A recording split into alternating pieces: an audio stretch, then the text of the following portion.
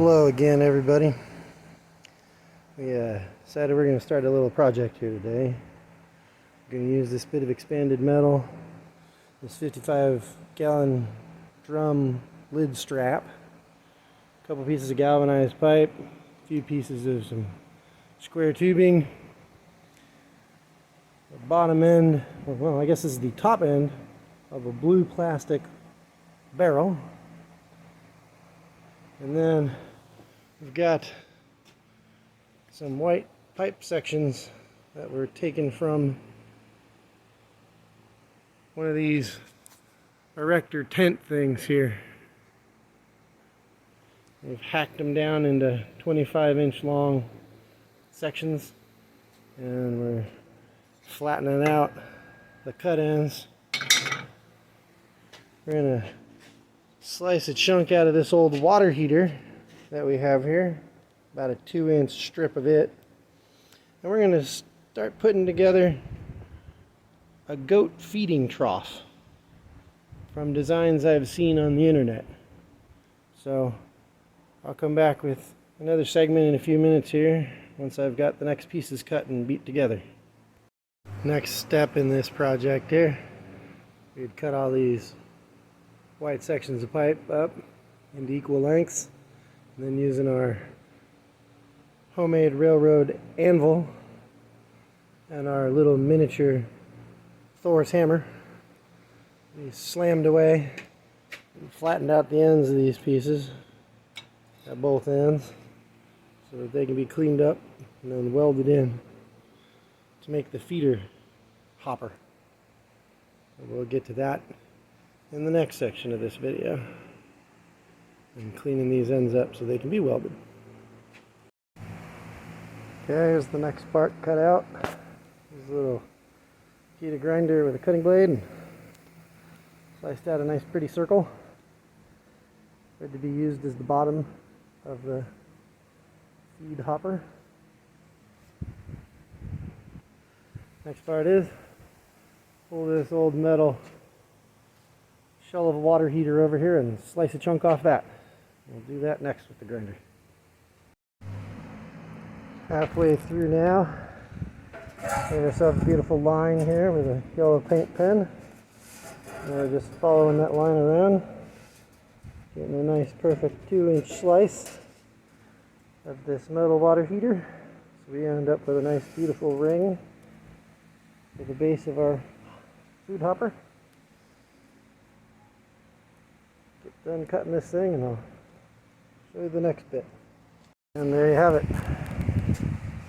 One nice little sliced off chunk.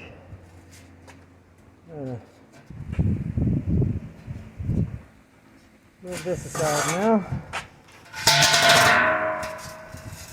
That's a crazy video in this going on. I'm making this one-handed. A little out of whack trying to find things, move things around here.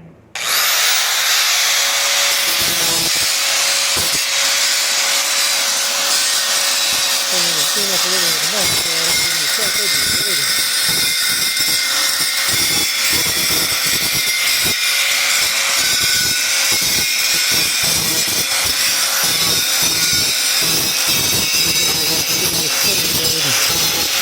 Help myself not get a metal spinner.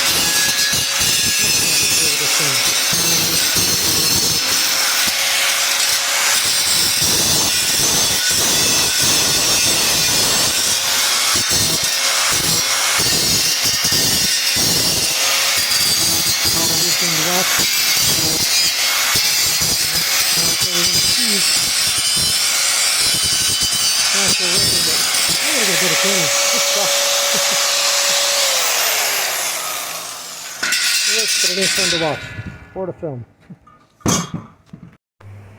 And one more piece here. We've taken the top of this water barrel and sliced it down so that we're only about 4 inches deep with the two capped ends open.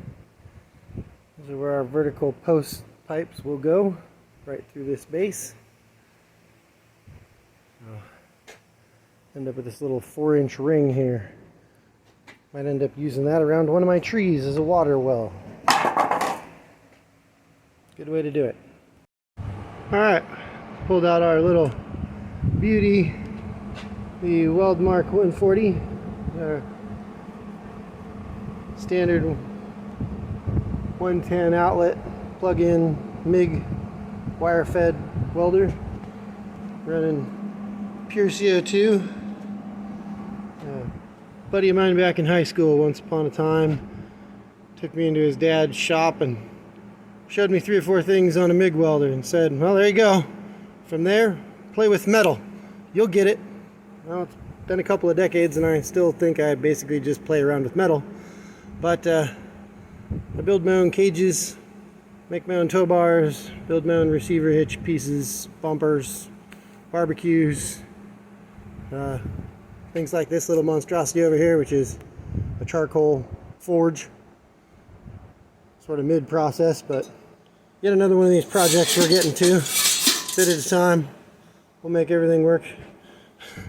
So right now on this fabulous little thing, we took our ring that we made and that expanded metal circle we cut out, and then using our MIG to weld everything back together, make it nice and solid, so that'll be the base of our feed hopper holder thingy for the goats to munch from. Alright, get back to you when we start putting the next pieces together. There you have it, all cleaned up with the grinder after being welded together. Got our bottom for our feeder so that the alfalfa and hay can go in and the little bits will still fall through. Start putting the rest of the hopper together now. Here's the next bit of fun. This will be the top ring of our food hopper. This is a lock ring from the top of a steel 55-gallon drum where we've cut everything off of it. Might remember that from seeing it in the pictures before. We're going to bring these two ends together and weld them together. And that'll form our top of our feed hopper. So we just have to weld this together and then take a look at the next step. Here's the top ring welded together with the joint here, and then see the black dots, lines here every so often. We've marked out 15 spaces to match up with the 15 pieces we made.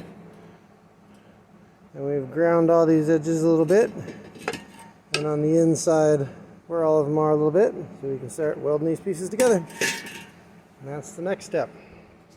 Show you that once we get a few of them put together in there. Here we have it, the very beginnings of the hopper for food. So we've welded the white pipes between the top ring here and the bottom end of the hopper, which we made just a second ago.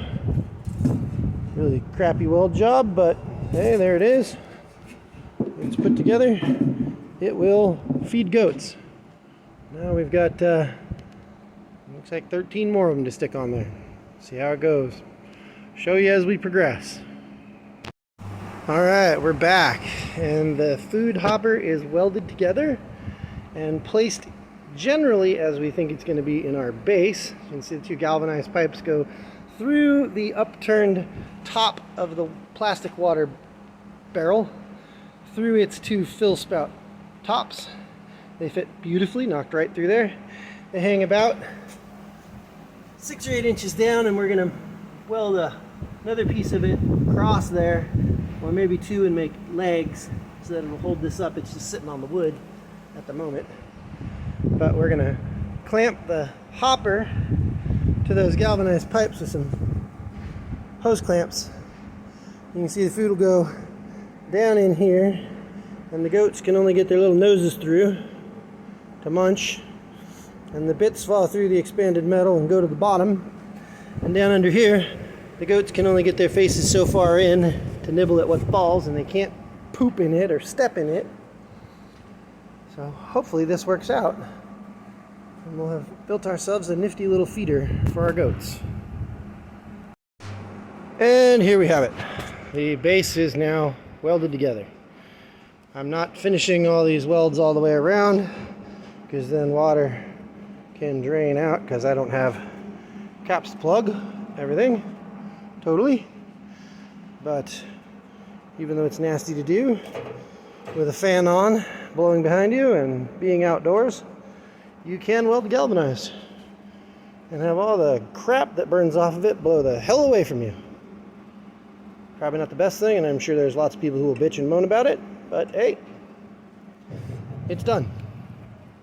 So that's the base upside down. Give it a quick flip here and you can see how she stands up. Sorry for the rogue videoing.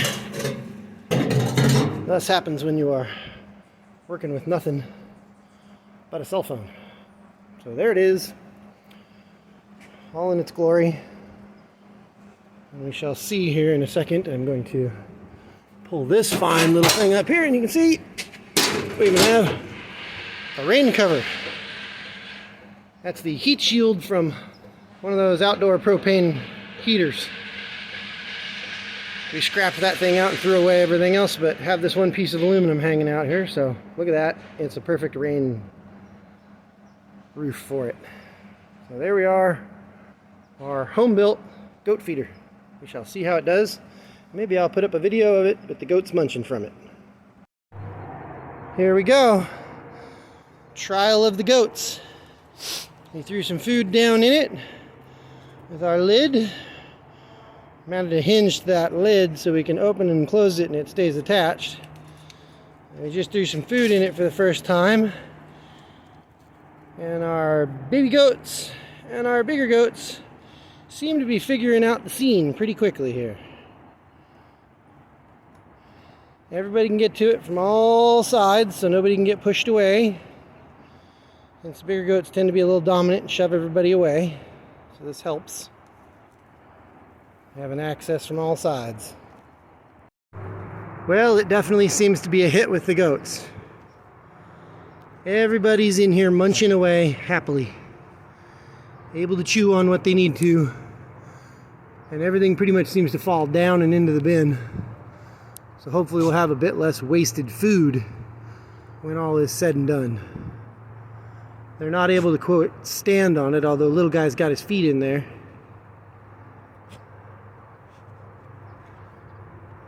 They all seem to be easily able to reach in, but nobody can shove their head all the way in and get their horn stuck. So, I think using some stuff from just lying around the yard that we had in scrap and extra, we did what we wanted to do and have accomplished a reasonable goal.